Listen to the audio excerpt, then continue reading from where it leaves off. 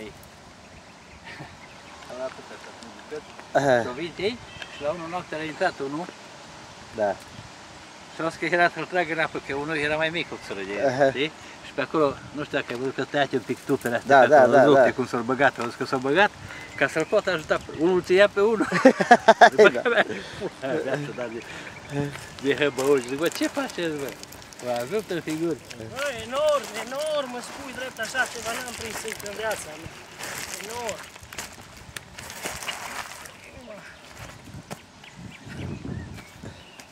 Așa ne stăteam și nu ajungeam la cap. Spaniolul l-a văzut.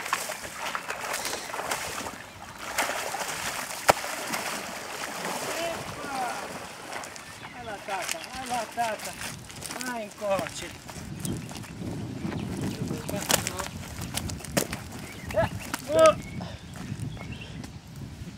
Poți să-i dau eu pe tăstri să mă ajut.